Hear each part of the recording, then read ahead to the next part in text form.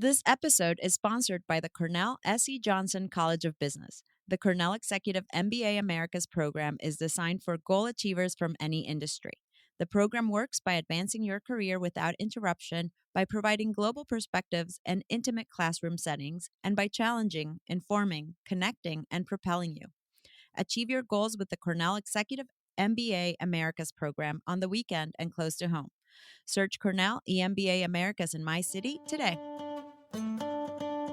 Welcome to the Ellevate podcast, conversations with women changing the face of business. And now your hosts, Maricella Herrera and Megan Oliver.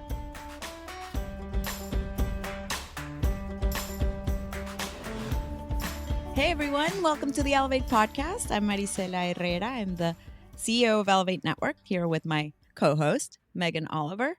Megan, how's it going? It's going well. If you are listening to this the day it came out, one, what are you doing listening to this? You should be at Mobilize Women. But two, I am frantically emceeing Mobilize Women. So be sure to tune in to Mobilize Women because it's amazing. Yeah, y'all, let's do this. Download the episode, put your phone down, and go to elevatenetwork.com/summit. Register if you haven't registered. You can still register during the day and tune in free. to Mobilize Women. It is free. And if you're listening to this the day it comes out, we are all day online with Mobilize Women. You'll get to see and hear Megan as an MC, and you'll get to see and hear some of our other teammates and some of our speakers that have been on the podcast, that will be on the podcast, and some other people who you still don't know. You should know them, but trust me, you should know them. Yeah. But anyway, if you decide to listen to this on another day, hi and welcome. Hi, and thank you for definitely coming to Mobilize Women because you all came to Mobilize Women, I'm sure. And I'm sure it was great. And, we're taping this obviously before Megan's going to be here in New York too. So I'm very excited to see you for Mobilize Women. Yeah, literally I move into my new apartment and then like 4 days later, I fly up to New York. Very, very exciting to have you back and have our whole team back and be able to share some time with you all. And let me tell you something. The sacrifice I'm making for this, our local brewery has like trivia nights on Thursdays. And this Thursday that I will be in New York, they're doing Twilight trivia. Which one? And I could have been at Twilight trivia. Oh. But instead, look, if you had said General Hospital, the Power Rangers, like things like that I know are, Oh, if it was either of those, I would be phoning in from New York. I'd be like, put me on speakerphone. Well, I'm glad you're going to be here. I'm glad we are doing Mobilize Women. I hope y'all tune in. Please do. And if you are listening to this afterwards and are like, oh, wow, I should have been there. The recordings are online, so go and check them out. Yes. We're gonna post them on our website. I'm gonna post them on YouTube. It's gonna be awesome. If you don't follow our YouTube, you should, because we have in the last few months just been posting like old Mobilize Women content. And so at this point, we've got pretty much every session that's ever been. And then we're also gonna put up the 2023 stuff. So you should definitely be following Ellevate Network on YouTube. Yeah, absolutely. Okay, but now, besides Mobilize Women, what else is going on? Shockingly, a bunch of stuff. I don't know how. Shockingly, we always have a lot. I know. But I was going to say, too, if you're listening to this not on like the day after this episode comes out, I'm probably on the ground like passed out. But yeah, but life still goes on. Life finds a way, as Jeff Goldblum would say in Jurassic Park. We have some roundtables coming up. The Entrepreneurs Roundtable is meeting on Thursday. They're going to talk about key fundamentals to level up your business and profits. Kind of key for any entrepreneur. Our executives are going to meet next Tuesday. They're going to be talking about better boundaries for better leadership. Boundaries are so important. That is, something that I have talked to so many people about recently. And then our Women Seeking Confidence Roundtable also meeting next Tuesday. Again, they just generally talk about different topics related to building your confidence in the workplace, crushing imposter syndrome, getting rid of that. And it's a fabulous group. Yeah, our roundtables are great. I really hope you can make it because there's a lot to learn and a lot of great people to meet. Yeah. Speaking of great people to meet, we have one community circle coming up, and then I think we're going to have a bunch because we usually have like mid-month, we usually have like a gazillion of them because I guess that's what worked best for people's schedules. But our community circle for remote and hybrid professionals is going to be next Tuesday. So that'll be fabulous. So you can come to that if you are a remote or a hybrid professional, or you're just trying to figure out, this new world of work. Come on in. And we do still have some in-person events. Cincinnati is hosting a Welcome to Summer happy hour on Wednesday. That's today. So if you're in Cincinnati and you want to get your post-mobilized women happy hour on, like, I feel like that's a perfect time to do it. So go there. Chicago is hosting a Women, Wealth, and Wisdom event on Thursday. New York City is hosting their Rising Leaders Roundtable negotiations workshop also on Thursday. Fairfield Westchester is hosting a live breakfast meetup on Friday. And Philadelphia is hosting a happy hour, How to Become Better and Better with Lauren Yellen Weinberg next Tuesday. There's a lot going on. There's always a lot going on. And honestly, it's worth it. Let me tell you that. I know I'm biased. I always say that. I do preface everything with that. But the Ellevate community is a really, really special group. It really is. So, Yeah. hope you can make it. Speaking of, hope that you're able to come to Mobilize Women, where you're going to hear from Maricella's interview today, Rita J. King. Maricella, you want to tell us a little bit about her before we go to the interview? Well, yeah, she is so freaking cool. She really is. She's a futurist. She's the EVP for business development at Science House. I always like to say she's a futurist because A, I love that word, and B, I find futurists so interesting. She knows her stuff. We talk a lot about AI. We talk a lot about technology. We talk a lot about how the world is changing, the economy. It's really, really a great conversation. We taped this a while ago. And when we spoke, I was like, she's fantastic and she needs to be in Mobilize Women. So, this is how she is now one of our panelists for our session on getting future proofed. And you will love her as much as I did, I am sure. I cannot wait. Let's get to it.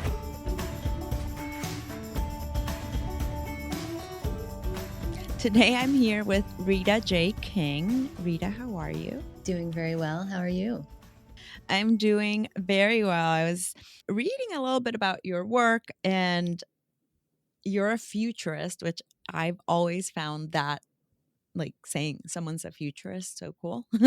How did you end up, like, what's your background? How did you end up going that route? I did not expect to become a futurist. I was asked to take on a role as a futurist at NASA Langley's think tank, the National Institute of Aerospace.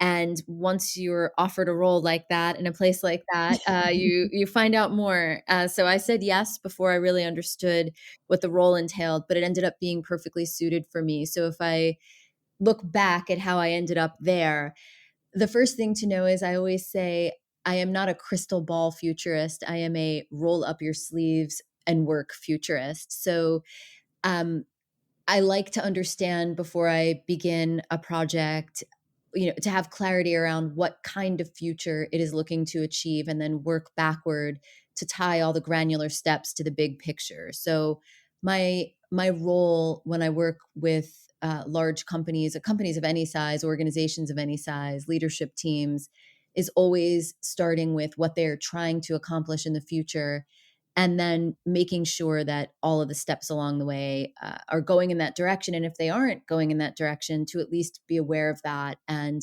meander to a point and then keep moving in the intended direction. So I got there because of my history as a journalist. And I began in high school directing documentaries on topics that I felt were extremely pressing at the time, including healthcare and education. And then writing those and doing the interviews and putting those on public access television. I later worked for weekly newspapers, and then my journalistic work continued expanding in concentric circles until I covered major systems and the nuclear industry, the relationship between corporations and the government, the digital culture primarily. And it was the digital culture work that ended up carrying my career forward. I really enjoy one-on-one interviews with people. And I even had a business for a while, a very small side business, moonlighting, writing stories about people's lives for private use in families so they could understand each other on a more intimate level. So as my work with systems evolved, my work with individuals evolved, and I began to very clearly see the role, the balance between individuals and systems in a completely different way. And that is the heart of all my work. So I work on different things and it might seem disparate to an outside eye, but to me, the beating heart at the core of that is my love of connecting with people on a deep level and really understanding systems. And those two things are present in every project I take on. So, can you expand a little on what you mean between the balance between individuals and systems? Primarily, my work at this point is with organizational design, specifically with large global companies that are in the midst of technology transformations, for example. Hmm. Often, executives believe they have technology problems, but what they really have are people problems. And when you start to understand the individuals in the system, where the influence lies, how decisions get made, the role of hierarchies, the role of expectations, the politics of how humans interact, basically, you start to understand more about why a trajectory unfolds the way it does. And very often it's not as rational as one might think on the surface. And so when you really start to work on a deep level with the individuals in the system, the functioning of the system improves. And when you improve the system to make it more functional for individuals, you're much more likely to achieve the results that you are looking to achieve. And so without that balance, it tips too far in seemingly in favor of one or the other. But at the end of the day, we're all part of systems, and those systems, to whatever degree they're functional, enable the future to unfold along a favorable trajectory. And so I I have a sort of innate weight, if you will, where I feel the heaviness of a those scales being out of Mm. whack, and so my job is often to restore some sort of equilibrium and balance where I can, so that systems are functional for people and people are able to function within systems. I understand that. So it's interesting the example you gave of an executive thinks they have a technology problem, but really it's a people problem, Mhm. and it's if what you just said, right? Like systems are made out of people, so I get how you can overlook the people sometimes when that's really the heart of it. And the rules get outdated. Every system is bound by constraints of various kinds. And one of those constraints is rules. And those rules get outdated and people get stuck. And this unique kind of inertia that emerges from a stuck system. So the future, going back to your question about me being a futurist, the future emerges from everything we do right now. And that's what culture is. Culture is Hmm. everything people in a group are doing at any given moment, not what they say they're going to do, not what they hope to do eventually, but how they do what they're doing right now. And so those two things are deeply intertwined. How did this might be a very silly question, but as you're talking, all I can think about is like you may have plans or think that the future is going to evolve in a certain way, and then you get hit with something like COVID. Right. Um, how did that kind of shake this up in terms of the rules and in terms of what you thought was going to be, we were going to be going towards versus what we are seeing now? Well, it's always the case that unexpected things happen. COVID is a mass scale event that impacted everyone in some way, at the same time. Mhm. many of the outcomes for work related to COVID should have been put into place years ago. I've been an advocate for work from anywhere for my entire career. Before Science House, I had my own company. And before that, I was a journalist and worked from anywhere because I worked where the story was. So we have been very slow to adopt many of the results in the world of work that COVID directly catalyzed. As a result of that, we didn't really experiment much prior. It was triage mode. So when people describe the current work reality, it's not based on careful experimentation and rational analysis of what works and what doesn't. It was a emergency reaction to a emergency situation, and it wasn't done optimally. It was done as a triage measure that then started spanning across many years. And so now what we call remote work, virtual work, work from anywhere is actually, we still haven't optimally shaped that. So I think it's a necessary step in the evolution of the world of work, because knowledge workers don't have to work in an industrial mindset. The industrial era is giving way to the intelligence era, and we need an imagination age in between to assess whether we're moving in the right direction or not. So some of the things we're doing right now are directionally correct, but not fine-tuned. And some of them are simply triage responses to a crisis, and we haven't yet taken stock of that. Can you talk a little bit about this term imagination age? Because I know this is something you coined, and it's something you just mentioned in between the industrial revolution or industrial age and the intelligence age. Can you talk about this relationship? To me, imagination is how we solve problems. And so several years ago, a writer named Brian Reich interviewed me at Science House for his book Imagination Gap, and he interviewed me at the end of the process. So he'd already interviewed everyone else, and he told me how my definition differed from others. And the crux of my definition is, well, imagination is a spectrum that goes from fantasizers to followers. So you can lay around in a hammock and have a creative daydream, and I do that all the time, and that's fine. That's imagination. But what I mean specifically by imagination age is the application of imagination to our most pressing problems, and specifically a skill called applied imagination. So I believe that AI should not be artificial intelligence. We're making a mistake in the way we think about the term AI. It's become a catchphrase for everything, all digitized forms of technology that we don't understand that appear interactive. I believe instead we should focus on AI as applied imagination, and specifically applying imagination to our relationship with technology and our creations and to each other, and understanding what it really means to be human. So the imagination age has always been intended, I've been working on it since 2006, as a way of pausing between the industrial era and the intelligence era and asking ourselves, how should we interact with these technologies and with each other to create a more optimal future?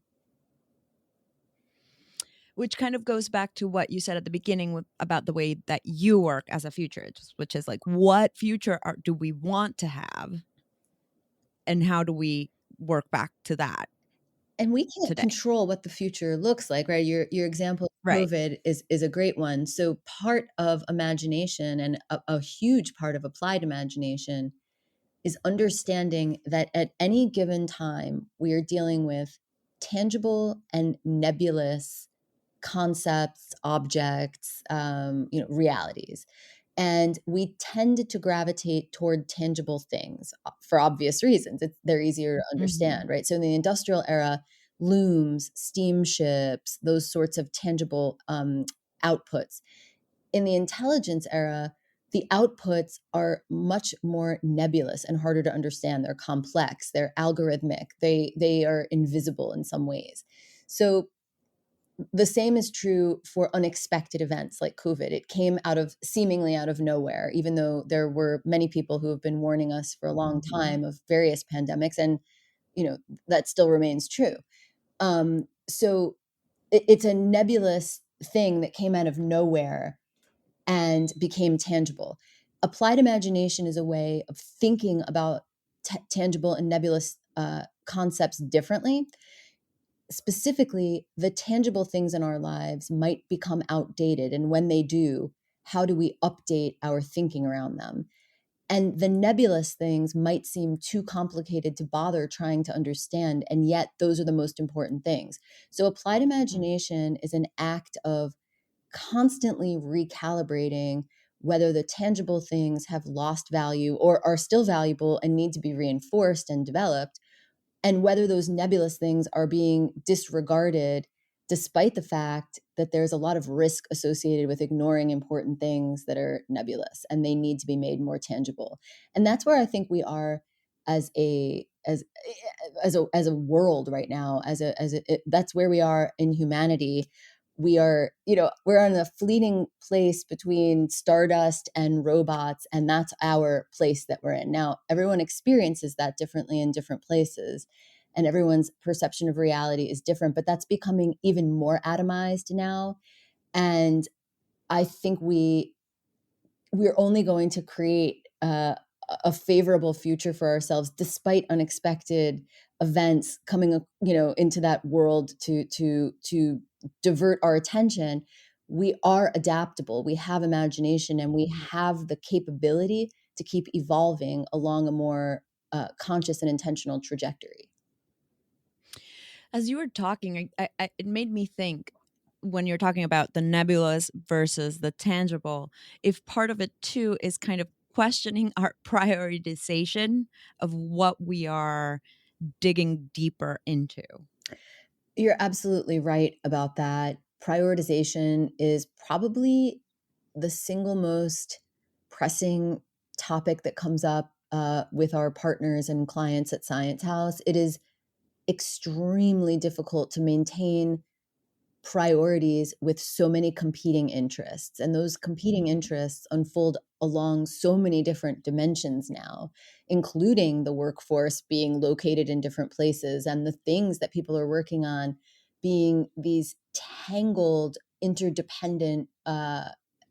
There's so much going on. It's becoming harder and harder to focus. And for that reason, I've spent a lot of time in the last couple of years simplifying the way I work, the way that I engage with clients and partners, and humans in general, because we just have so many things coming at us all the time that I think simplification is extremely important. And that relates to prioritization. Can you talk a little bit about how you have simplified that? Because I would really like some pointers. Yeah, I can give you a specific example from my work right now. So Science House is partnered with the Culture Institute in Zurich, and we have been for about a decade. And so the first step in our client engagements is we create what's called a culture map. And there are 7 different dynamics, and every person, every team, every company, every country, every city has all these 7 dynamics in different proportions. So, and they're represented by, 7 different colors of hexagons. So you might have a lot of one dynamic and a little of the other. And then our job becomes, okay, if this is what you have now in the current state, and this is what you identify as desirable in the future state, our job is helping you move in the direction of the future state, grow the dynamics that are important, and kind of shrink the ones that you want to minimize through pragmatic behavioral changes related to what you're trying to accomplish. Well, the system works well for creating a map, but I work primarily one-on-one with executives. And so I had an idea to start by just picking 2 dynamics, an anchor dynamic that is the person's core true self, and then a spotlight dynamic, which is them choosing to shine a spotlight on something they need to enhance or minimize.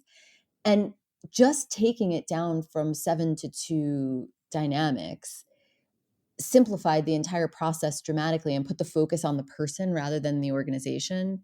So that would be one example.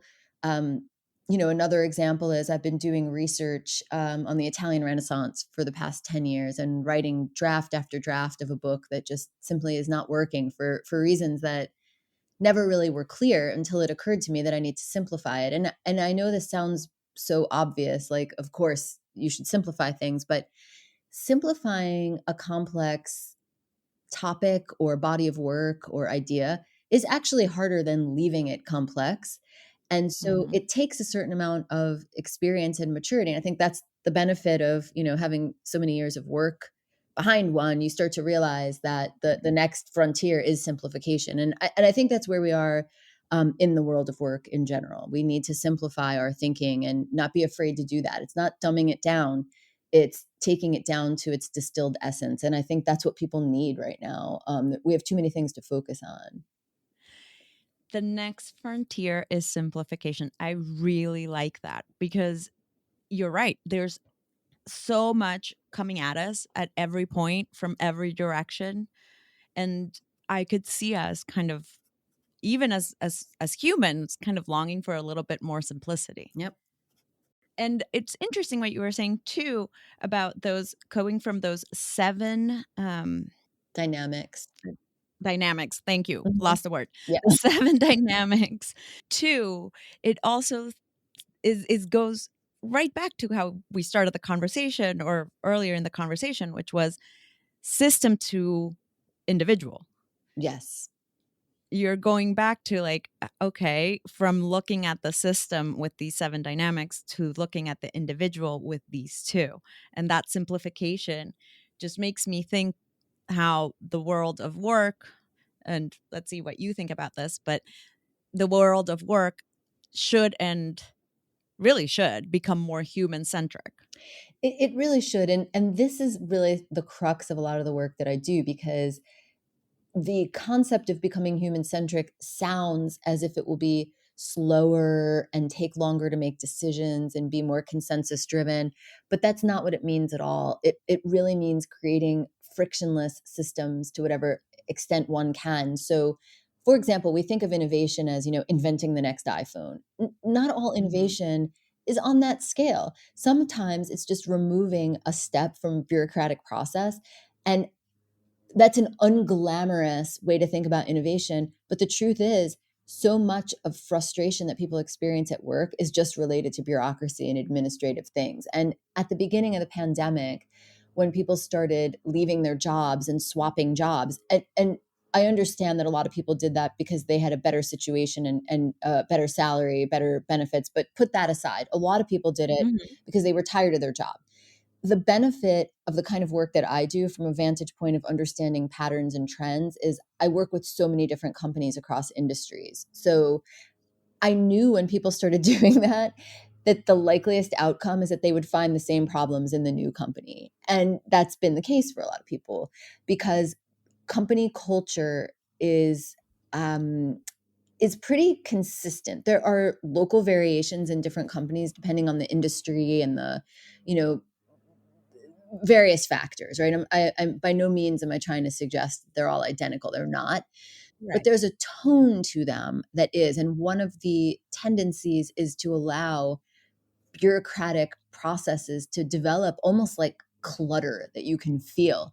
And people's day becomes about being in meetings all day and jumping through hoops and trying to convince people to do something that's in their best interest. And a lot of that time is necessary, but a lot of it is wasted. And so my focus has been on helping people eliminate that wasted time and focus on what matters. Time is finite, and we don't have an infinite amount of it.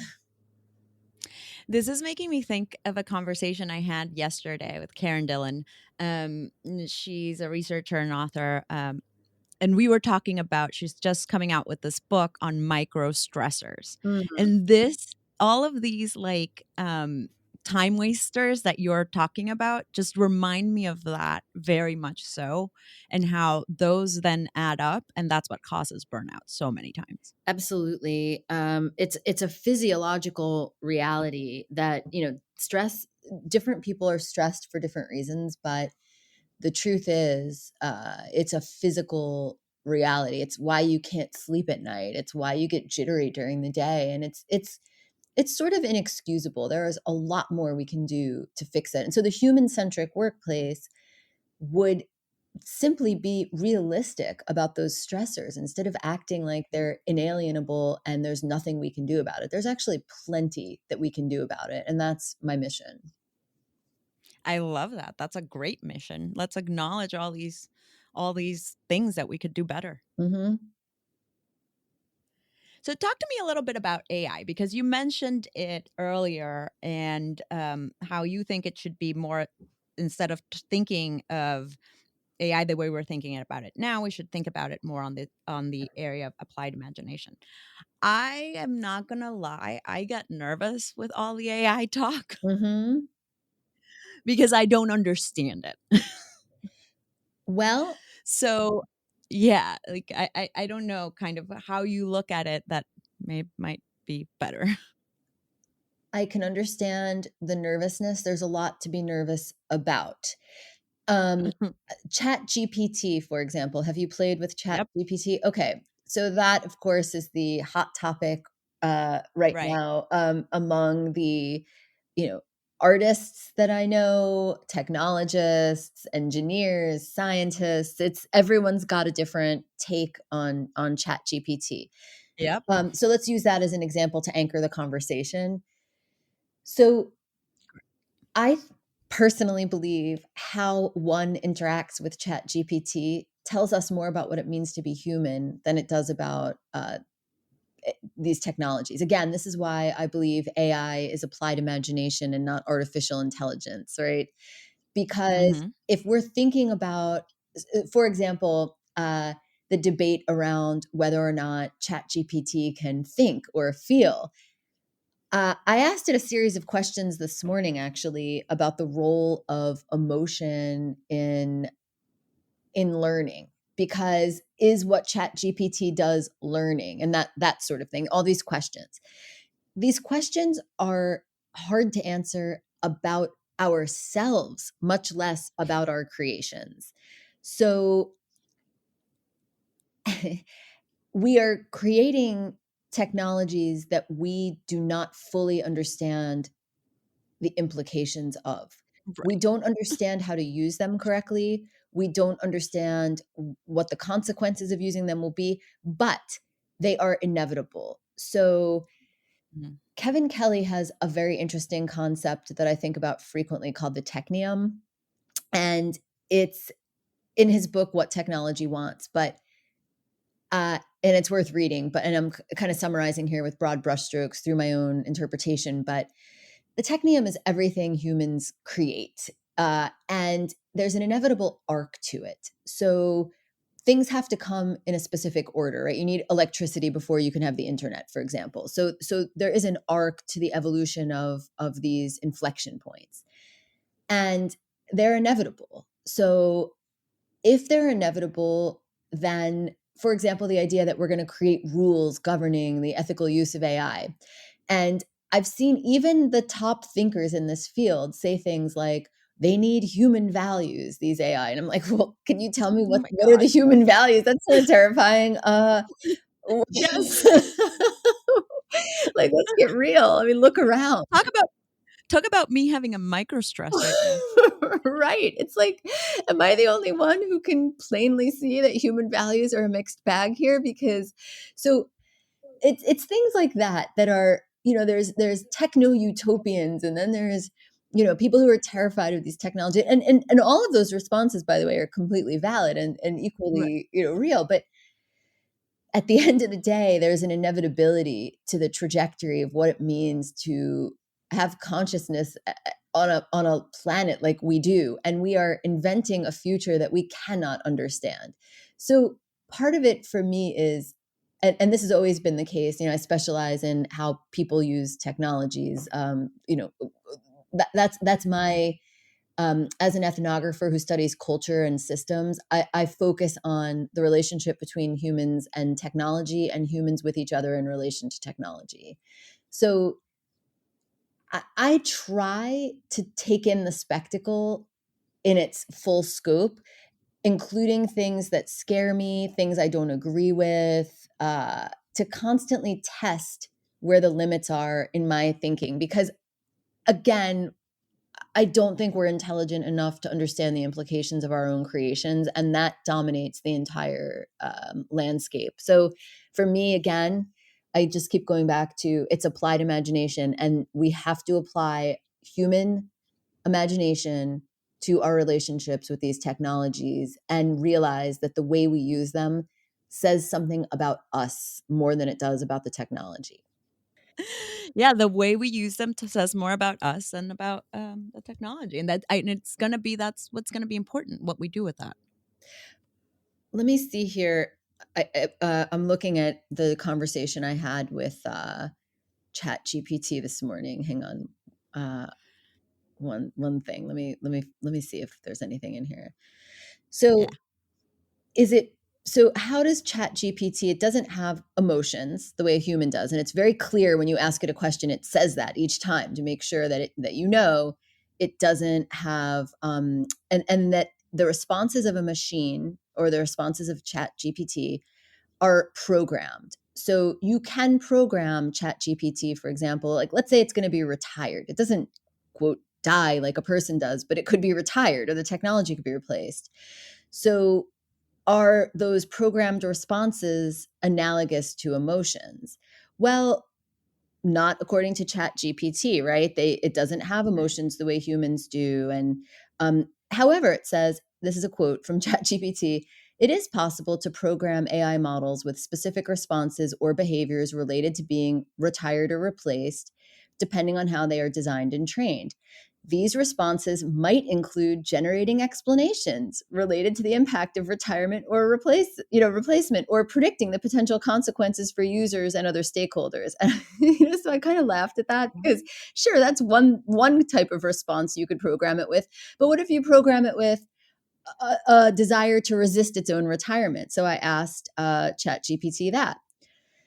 Um, and ChatGPT said it is possible to program an AI model to generate Oh God. responses or behaviors that simulate resistance to retirement or replacement.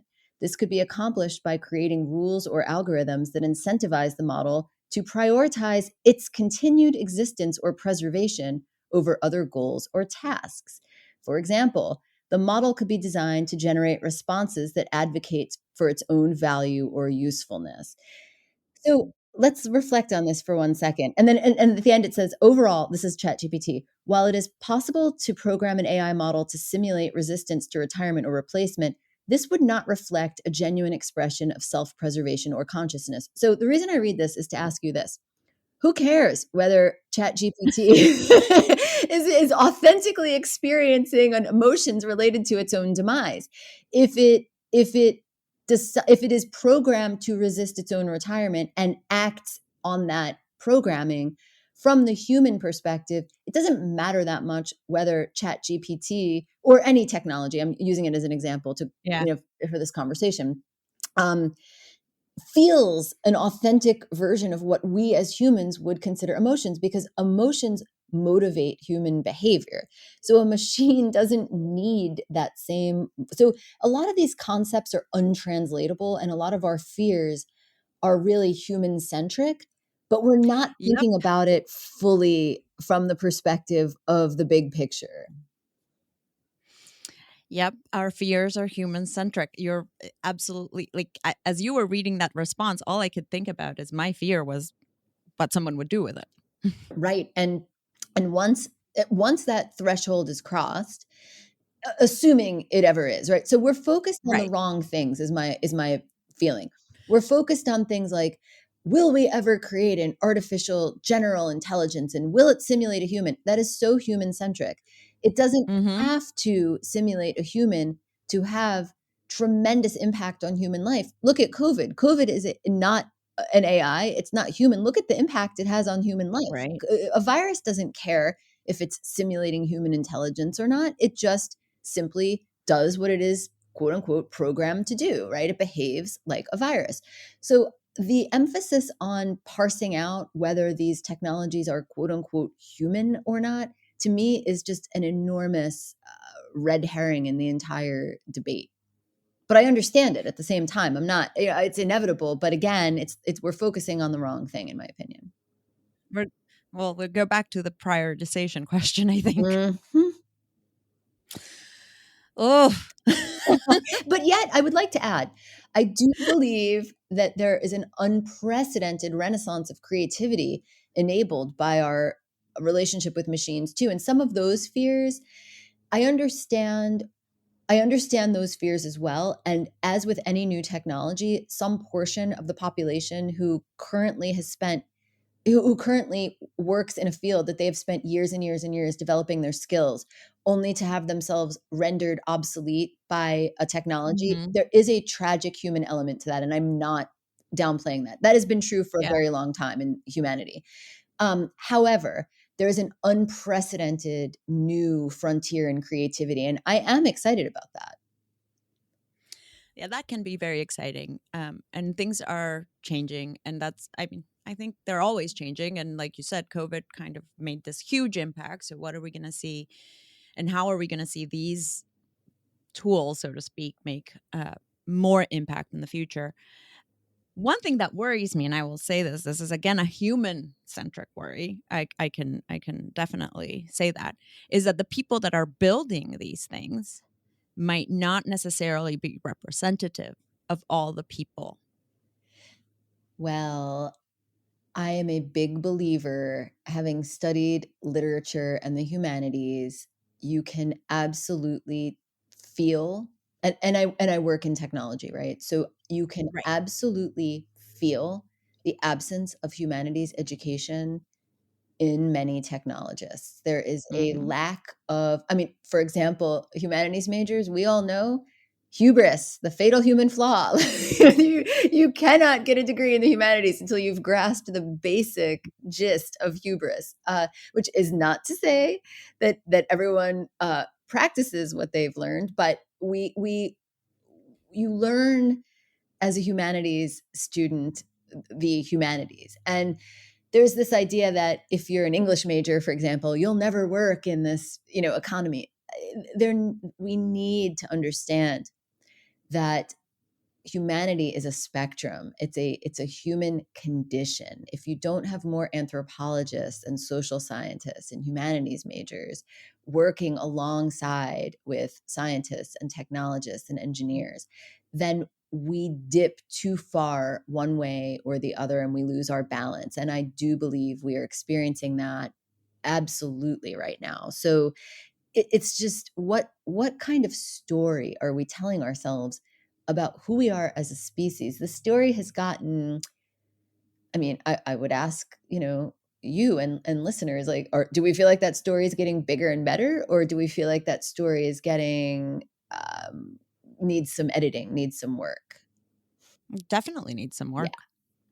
I feel like it's getting narrower instead of bigger and better. I do too. We do need to diversify in many ways. Hmm. Um, the I will say the group, or I don't know how to put it, but whatever we are building, we have to build it all together. We're becoming less tolerant of opinions that diverge from our own as well. Right. And that polarization is showing up in every aspect of human life. We should instead be returning to the idea that opinions that challenge us, that make us uncomfortable, um, first of all, they clarify our own views. But secondly, even if they are wrong, and even if they are um, make us uncomfortable. I think Hmm. that we have to become, again, more willing to have diverse viewpoints. And I know this is a hot button topic, and I know there are certain viewpoints we have already decided as a society. We have already developed our consensus on them. I'm not suggesting we start at square one by any stretch of the imagination, but polarized thinking is becoming the norm, and it is harmful Hmm. in every way. I agree. I agree so much because if you can't have, if you have polarized opinions, you really don't have discourse. Right. And without discourse, you really can't get to the better, bigger and better, like you were saying. Well, how can we contextualize the complexity of things like ChatGPT if we can't even agree on how to have a conversation as humans? Yep. We're going to go to our lightning round to leave a little bit of my fear and anxiety behind. Well, get excited about the creativity too. It's That I'm excited yeah. about. That I'm very excited about. And look, I say this in this podcast. Sometimes I act the cynic, but I do have hope for humankind. Yes, I do too. I believe in our ability to continue creating our way forward, and it's often painful and often messy, and that's part of the human condition too. Yeah, it really is. This is an interesting one for you because I asked this to many people, but you as a futurist, I'm very, very interested in what you're going to respond. If you could time travel, where is the first place you would go? I would go to Rome in 1538 to the Sistine Chapel, to the day that Michelangelo was commissioned to paint the altar wall. A, I love that. And B, it's interesting you would go backwards. I'm a historian as much as a futurist, which is dizzying. Well, whenever anyone here says they're good, they go forward, I'm like, oh my God, you're so brave. Would you rather explore outer space or the bottom of the ocean? As much as I love the cosmic mysteries and as much as they're both so tempting, I'm an ocean lover. I'm gonna say bottom of the ocean. Yeah, that's a good one. If you could have any superpower, what would it be? I would fly. Yeah. Favorite recent read?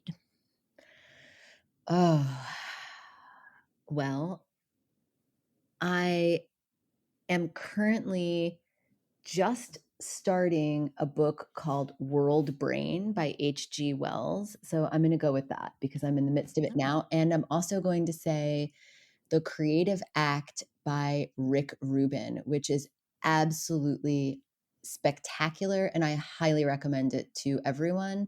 It's about how to be creative and how to finish creative projects and think about creativity. So I'm going to recommend that too. The Creative I am Act. literally writing it down. The Yeah. Creative Act. Most used app on your phone? Kindle. Yeah. What's a skill you wish you had? I wish I had perfect fluency in all languages. Oh, that's a good one. That could almost be a superpower. It would be. Finally, what's one thought you'd want to leave with our listeners? Nobody opted in to appearing here on planet Earth, and we're all doing the best we can to sort of cut a river. We're like rivers cutting a path through life, and it's not easy. But your life is a form of art that we have various degrees of control over shaping and creating. And I think it's important to take at least small steps as we can in whatever context we find ourselves able to do it every day in the direction of ourselves, our true selves. And whatever that means for each person is different. And however that relates to society is different for each person. But it's an act of radical imagination to see ourselves as works in progress every day. And we are works in progress, and it's okay that we're not always perfect and maybe never perfect. And to just keep trying and know that we have this opportunity to try. And I think that's the most important thing. I love that so much. It's a good, we forget that we are work in progress. Mm-hmm. Thank you so much, Rita. This was great. Thank you so much. I loved this entire conversation, and I appreciate being invited to have it. Isn't she great? Yes, so good. I can see why, I think you messaged me right after your interview with her, like 2 minutes later. You're like, "Oh, I already asked you to be on Mobilize Women." Because sometimes I'll be like, "Hey, how'd the interview go?" And you'll be like, "Oh, it went fabulous. I told her that she has to be at Mobilize Women." And I was like, "Well, I guess it went well." Yeah, she was really, really cool. I actually did invite her literally as we were waiting for the tracks to upload. So that's how much I liked her. And you all don't know this, but I'm very particular with who I invite to speak at Mobilize Women. She is. Let me tell you, as somebody who helped her find speakers, she is very particular. But that's because I care, y'all. I want you to meet people who you don't know you should know. There's many, many ways where you can get the big speakers and the big names, and they're all cool. Don't get me wrong. Um, and in fact, the speakers that we have are big names and are big speakers in their industry. Because many times we believe we should be listening to people just in our industry, and that's not the case. We need to expand that so that we learn from others. Yes. And speaking of learning from others, let's learn a little bit from our amazing history makers. Let's do it. So first up, Mira Nadan became the New York City Ballet's first Asian American woman principal dancer. That's so cool. I know. I was looking actually up history makers today because I was filling that out and I was like, okay, that's like one of my favorite ones that's happened recently. Yeah, that's really cool. Daniela Arroyo Gonzalez became the first trans woman to compete in the Miss Universe Puerto Rico pageant. Oh my God. I know. We had some really good ones today. Yeah. Like I was like, these are so cool. Nancy Abudu became the first Black woman on the U.S. Court of Appeals for the 11th Circuit. Madeline Negron became the first Latina superintendent of the New Haven School District. Rose Zhang, who you might remember before has been in the History Maker segment, she was the first NCAA athlete to sign an NIL with Adidas. She just made history, I think yesterday, actually, as of the recording of this. She became the first woman to win back-to-back NCAA golf titles. So she's like a huge name in golf that we should all be looking out for. Amy Forna Sanko became the first deaf and Black woman to earn a STEM doctorate in the U.S. That's incredible. Incredible. I know. I don't know. I usually pick 3 of our history makers per week to like spotlight on social media. And I'm like, I don't know how I'm going to pick 3 out of these because they're so good. Yeah, they're all really, really cool. I love that we had 2 Latinas here. I love it. Yeah. And I specifically, as I did like a few weeks ago, I specifically spaced the Latinas out so that you could read them so that I wasn't getting all the Latinas like I was this like 2 weeks in a row. Yeah, I realized it, and I highly, highly appreciate it. Yeah. Plus, you can just do more. You can just do more justice to their names. Yeah, I refuse to Americanize names. I'm sorry. You shouldn't. That's how their names are pronounced. It's just that we don't have the same mouth skills. We're just like, it's not probably the best phrasing I could have used, but like, my first thought was like, we don't have the same tongue you do. And then I was like, that's not good. I'll just say mouth skills for some reason. And You can't so roll your R's. Let's just leave it at that. I can roll them a little bit, but not as well. Not as well as any of my Latin American friends. They just have me beat. That made me laugh. That made me happy. Keep that in, Catherine. That's funny. Well, next week you did this one, didn't you? I did. Next week, actually. Let's get to this. Was everybody be nice to me, please? This was my first ever interview for the Ellevate podcast, period. I spoke to her probably a month or 2 ago. This was before I'd done any of the history makers. It was before I'd done talked to Ramaitha. It was before I'd talked to anybody that you'll see coming up. So I was super nervous. So everybody please be nice. But it is Sheena Yap Chan, who I'm super excited that you get to hear the interview because even though I was super nervous, she's amazing. She's a keynote speaker, consultant, podcaster, and best-selling author on building self-confidence. She's the host of the podcast, The Tao of Self-Confidence, and the brand new book of the same name. And she's also the author of Asian Women Who Boss Up. She is so cool. And I'm so glad that you get to hear the interview again, though I was very nervous. And I think it's interesting that she's the one of the Tao of self-confidence, because I think it was very apt for you and being nervous. But Megan's not telling you fully how this happened. So I was supposed to interview Sheena, as per usual. I've been asking Megan to take more interviews because I think she's really, really good at it, and want you all to listen to her and make sure that this is not just me interviewing people, but that you get to hear Megan's perspectives as well. However, she had been kind of not wanting to do that. But that's how life always finds a way, because I had Sheena's recording on my schedule, but I had to put a gigantic fire out. I'm not going to go into it, but it was a gigantic fire Yeah. that I needed to take care of immediately. And, like half an hour before the interview, I'm like, Megan, I can't do it. And so Half she an had hour to is step in. being generous. It was like 2 minutes. Well. But see, you did it. You did it well, and your confidence improved. And now you're doing your own podcast. So, I know. It helps that I'm also the one who books the people, so I knew who she was and what she did. But like, I still had not I hadn't prepped. well, I'm sure it's great, and I cannot wait to hear it. Yeah. I think it came out really well. I talked to all of my friends about it afterwards, and I literally gave them all of the details, and they were like, "It sounds like it went well." And I was like, "But what if it didn't?" I'm And they were sure like, that "Megan." stop questioning Yeah. yourself. We're going to listen to it next week. So, even more reason for y'all to tune in. Yeah. See you then. Bye. Ellevate Network drives real results for ambitious women trying to break through the glass ceiling and achieve success in their careers.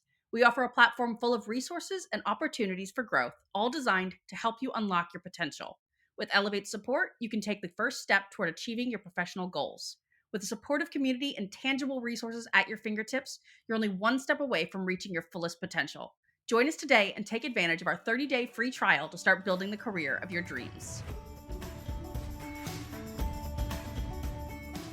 Thanks so much for listening to the Ellevate podcast. If you like what you hear, you can subscribe, give us 5 stars, and share your review. You can learn all about Ellevate membership and all the great things that Ellevate Network is doing at our website, www.ellevatenetwork.com. That's ELLEVATE network.com. And special thanks to our producer, Catherine Heller. She rocks. Thanks so much, and join us next week.